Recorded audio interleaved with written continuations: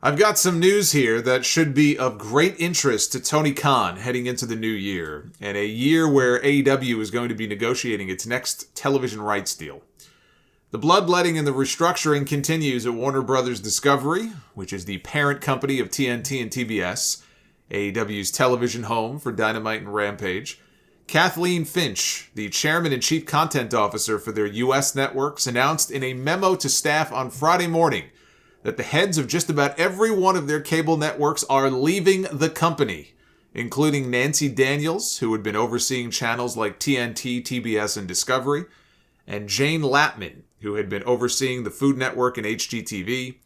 In the memo, she wrote, "I am announcing a reorganization today that will ultimately enable our business to run more effectively and collaboratively across all the brands and business functions while maintaining our robust culture of content creation and powerful storytelling.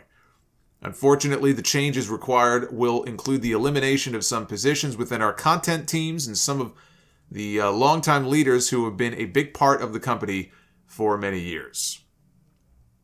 Also leaving are Matthew Butler, who had been overseeing Travel Channel, and Scott Lewers is leaving as well. Moving forward, Jason Sarlanis will be overseeing programming at TBS, TNT, and truTV. Nancy Daniels had been with the company for many years before the merger and had taken over content oversight for the Turner Networks in May of this year and was responsible for launching the popular 90 Day Fiancé franchise. If you want to know who to blame, she's the one. And it just goes to show you, I may not like it, but obviously it's very successful. It just goes to show you that nobody is safe. It doesn't matter what you do. It doesn't matter how long you've been there for. It doesn't matter how much money you've made for them. Everybody is expendable. That's how these things work at these companies, these big media companies and these networks. Nobody is safe.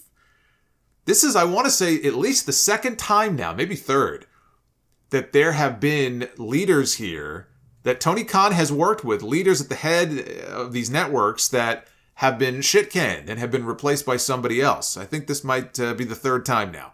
Tony Khan had praised Daniels and Scott Lewers only a few months ago in October, saying they offered tremendous support to him and that they've integrated us into the new company and given us the opportunity to be involved in their most valuable intellectual property and weave it into AEW.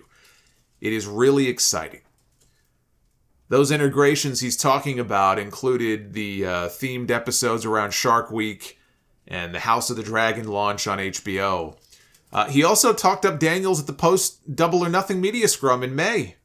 At the time, he said, "I feel really good about Warner Brothers Discovery to have such strong management. Nancy Daniels, such a strong leader. She was really cool. I flew out to LA and back to meet Nancy Daniels along with her team. It was some familiar faces and also some new faces. It was really exciting. It was my first time at Discovery. What a great thing we have." All right, everything was kumbaya back then, and now, gone. We've been through this a few times already. Tony Khan has made inroads with these executives. He forms these relationships and these friendships only for those people to be fired and replaced by somebody else. Warner Brothers Discovery has been said, to be very happy with AEW's ratings.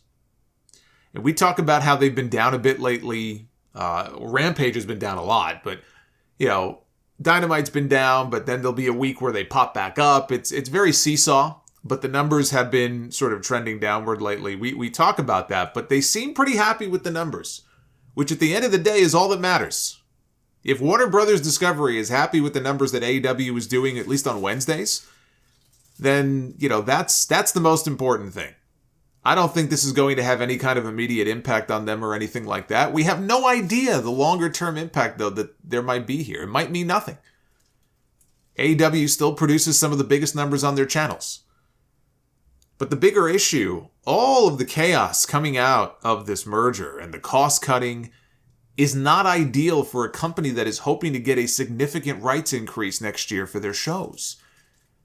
I'm sure Tony Khan's first choice would be to stay with Warner Discovery and to triple the amount of money that they're paying him right now.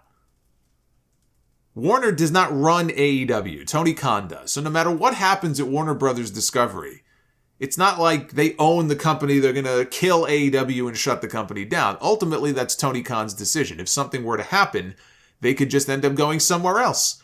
But that television money is the lifeblood of that company, and without it, they would be in a lot of trouble. Which is why stories like this are worth mentioning and why I'm bringing this up. And it's not over yet.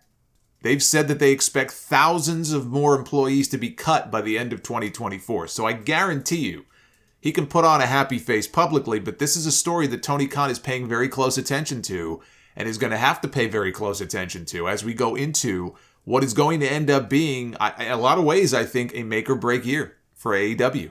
This is a very important year coming up. These are not the kind of stories that he wants to be hearing about.